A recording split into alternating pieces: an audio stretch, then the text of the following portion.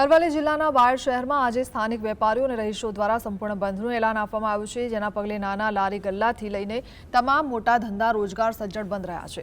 બાયડ શહેરથી 5 કિલોમીટર દૂર વાત્રક પાસે નવી મામલતદાર કચેરીની જગ્યા ફાળવીને તેનું ટેન્ડરિંગ પણ કરી દેવાતા સ્થાનિક લોકોમાં ભારે આક્રોશ જોવા મળી રહ્યો છે। કચેરીને શહેરની બહાર ખસેડવાની આ કામગીરીનો સખત વિરોધ કરીને લોકો નવી મામલતદાર કચેરી બાયડ શહેરની અંદર જ બનાવવામાં આવે તેવી ઉગ્ર માંગ કરી રહ્યા છે।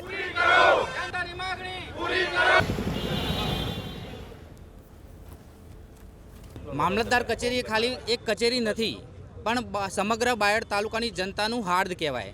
નાના મોટા દરેક કામ માટે બાયડના નાગરિકો, વરિષ્ઠો, ગરીબો, વિદ્યાર્થીઓ, ખેડૂતો દરેકને અહીંયા આવવાનું થાય છે અને અહીંયા અલગ અલગ કચેરીઓ જે નજીકમાં છે તેમ છતાં પણ આવો મનસ્વી નિર્ણય કોના માટે લેવામાં આવ્યો, કોના લાભાર્થે અહીંયાથી ત્યાં કચેરી ખસેડવામાં આવી છે।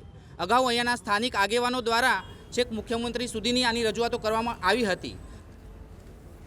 અમદાવાદમાં હાઈકોર્ટ બાર એસોસિએશન દ્વારા મુકેશ ગુજરાતી દ્વારા ન્યાયતંત્ર પર કરાવાયેલી નિમ્ન કક્ષાની ટિપ્પણી અંગે ચીફ જસ્ટિસ સમક્ષ રજૂઆત કરવામાં આવી હતી, જેના પર હાઈકોર્ટે દેશમાં અભિવ્યક્તિની આઝાદી હોવાનું જણાવી આવી કોમેન્ટને સંપૂર્ણપણે ઇગ્નોર કરવી એ જ શ્રેષ્ઠ કાર્ય હોવાનું કહી બાર એસોસિએશનના રેઝોલ્યુશનરના વખાણ કર્યા હતા।